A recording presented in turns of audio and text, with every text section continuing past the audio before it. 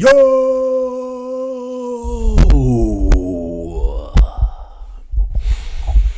Had to throw the hell back, What's good, y'all? It's Project Man. Today we're back again with another video. This is going to be the review of WWE Saturday Night's main event.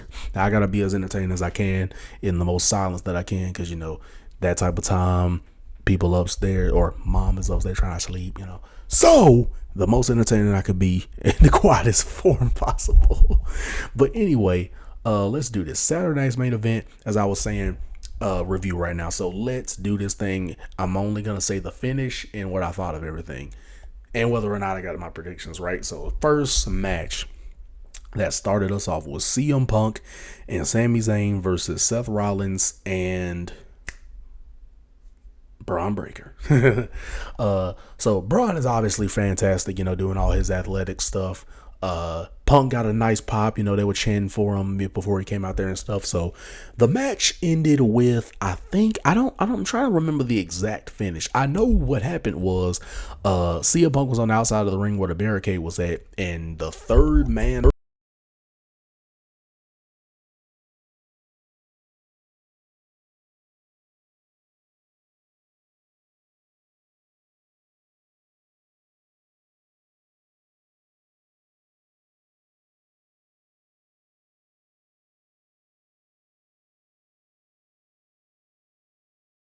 Oh yeah, you're right. I forgot. Okay, I'm back.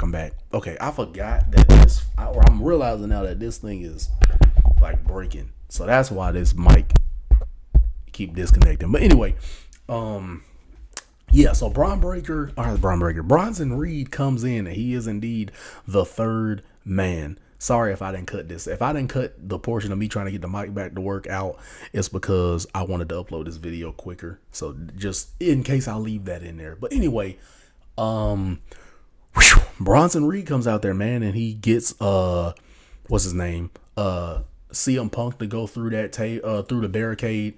So Bronson Reed is back from his injury that he had at what's it called? Survivor Series. There we go. Survivor Series. And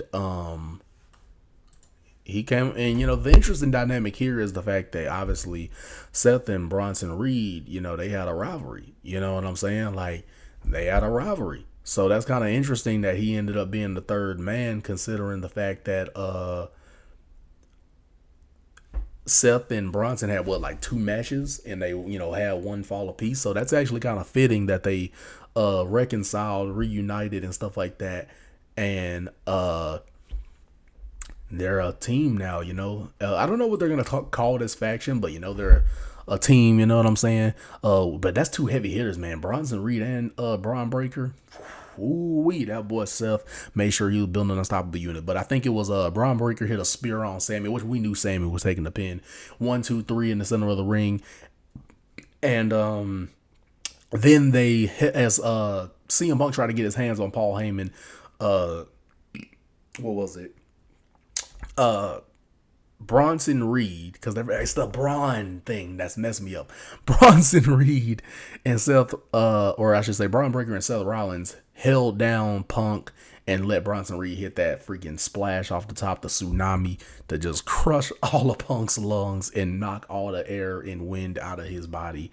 And that is how that first match ended. So Bronson is the third man. It's great that they're building new talent there. It's great that Seth is assembling people that are, gonna most likely be the future of the company. So it's great to see that. So we started off the show pretty electric. Fun match. Started off the show pretty electric, and I was indeed right on my prediction for Braun Breaker and Seth Rollins winning. Even though I didn't predict Bronson Reed was gonna show up, nor did I think they were gonna choose this time to reveal the third man. I just felt with them being a new faction, it only made sense that they would win their first match, but this should make for exciting television, man. Like, this is where stories get more intriguing, when you're adding new elements to it. Like this is what will keep people intrigued, man, is when you keep having big events happen to keep you into it. But anyway, second match was I think it was Zelina Vega, the US Women's Champion, and Chelsea Green. Now, I didn't say who was gonna win this in my predictions, because when I made my predictions, this match wasn't official.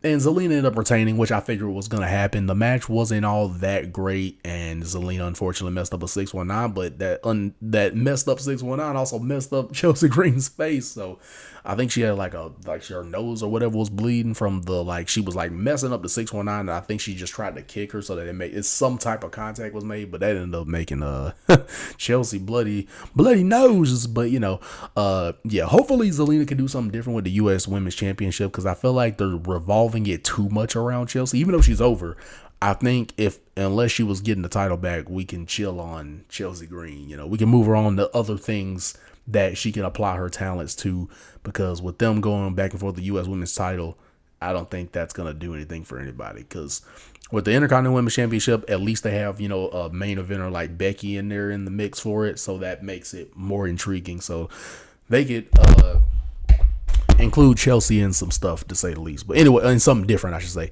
Anyway, next match was John Cena versus R-Truth, man. And we already knew this match wasn't going to be long. And Cena comes out there as his usual, mope face demeanor, you know what I'm saying?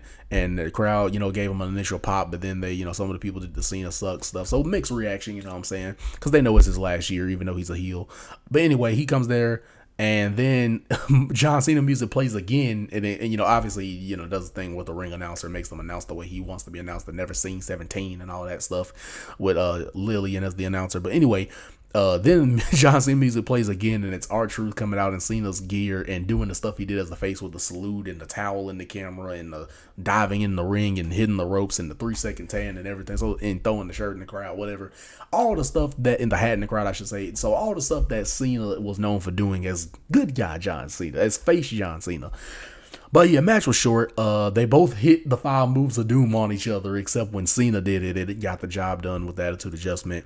And then after the match was over with, or actually that was before the finish, it was a tease of Cena turning face with, Truth begging him off and not to hit him with the title belt, and Cena gave the title belt away, but then that was just for him to, when the ref took the belt away, to put it up, Cena kicked Truth in the nuts and then got the Attitude Adjustment and 1, 2, 3, and then after the match he hit him with the title belt, you know what I'm saying, after he had beat him.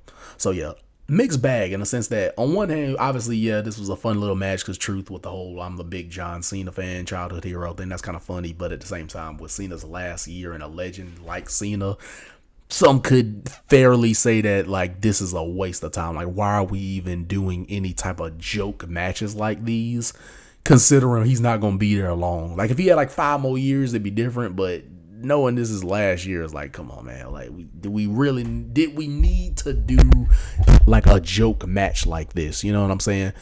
But I get it, his last time in Tampa and stuff like that. So that's why the crowd actually, after the whole match and stuff, they were saying thank you, Cena, because again, they know they ain't gonna see him again. So that's why I'm Anyway, moving on. Main event, or I should say co-main event, was Damian Priest versus Drew McIntyre. I was, at work with some of this, so I didn't get to see a whole lot of this. I was watching it, but I didn't get to really absorb a lot of the match. But it ended with a concerto with as Drew missed the Claymore into Damian Priest, who usually his head would be smashed up against the chair at Mania, but then it ended with I think Damian Priest hit a South to Heaven, then the concerto where he puts the chair down McIntyre's head and then sandwiches the guy's head with the other chair or with another chair, and then he walks out, both feet hitting the floor on some Royal Rumble timing.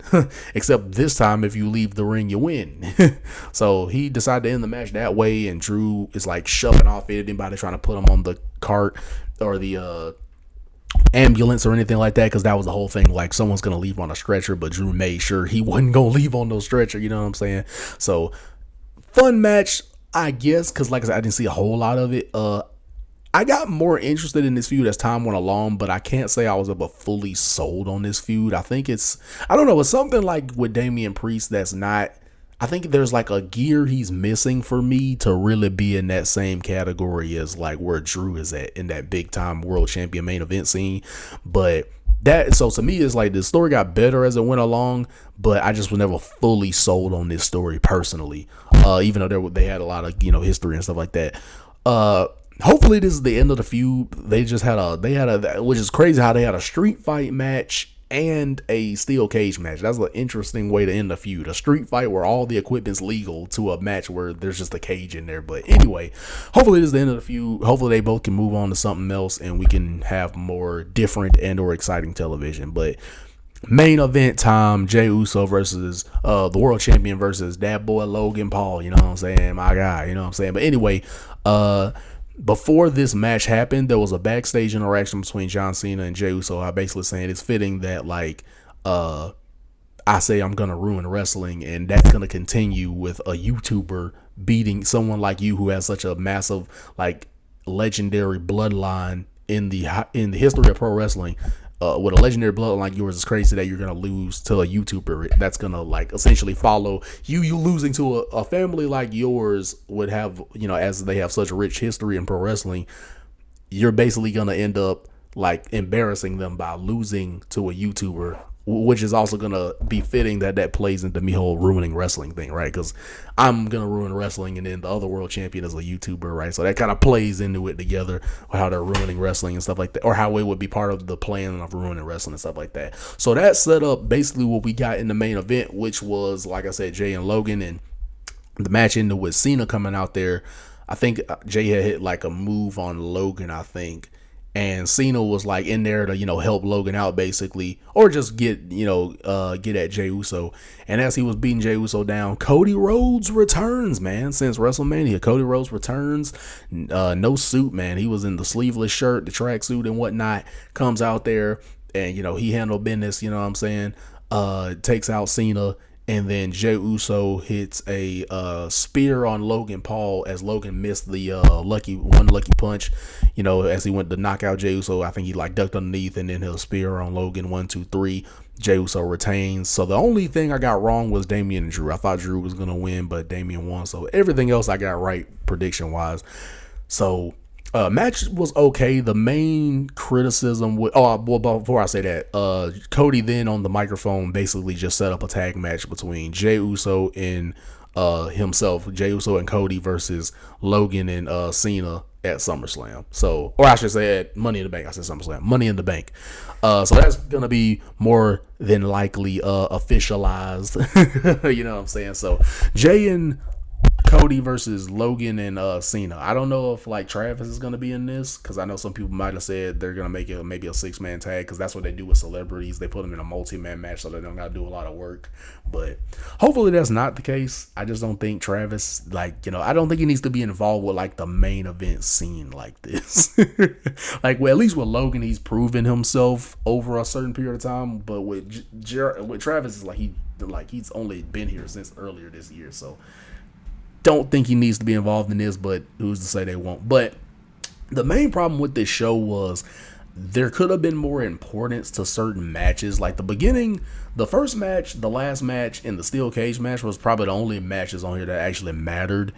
And even though the Saturday Night's main event is technically like a Raw or a SmackDown, except it's all matches instead of promos and matches, it still should have been more importance in these matches. Like the women's US championship match was literally just thrown together. You know, that was just thrown there last minute because they were like, oh, we don't have a girls match on here, and we don't have 5 matches or whatever that they usually do. So that I could do without that. And Cena with Truth, I get it, but like as his last year, why are we putting a match that we know is gonna be a joke? Like it didn't even go 5 minutes.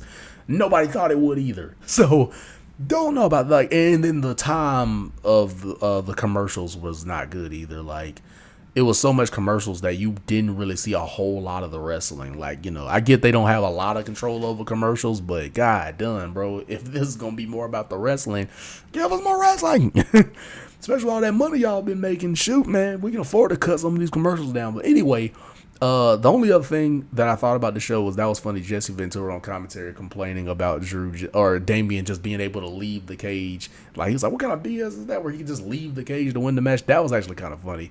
But overall, I thought the show was like it was fun. I wouldn't say great. I wouldn't say bad either. I would just say it was a fun little show that you can give like a maybe 7 out of 10. Because you know I'm not gonna act like I had to watch a whole lot of this back.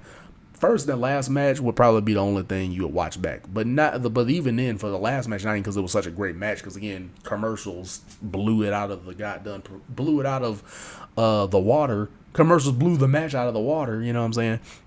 But yeah, Cena, hopefully they're going to have some exciting television once again. SmackDown can finally have life again, because a lot of the last couple of weeks of SmackDown has not just been boring because of 3 hours, but also because a lot of the main event guys and main event stories are not on SmackDown. Like, they're not on SmackDown. Like, Cena hadn't been there. He's going to be there next Friday. Cena hadn't been there. Cody hadn't been there. Even Randy Orton hadn't been there. Like, all the main event guys that would be in the top storylines have not been on SmackDown. It's all been like their mid-carders and tag division and women on SmackDown.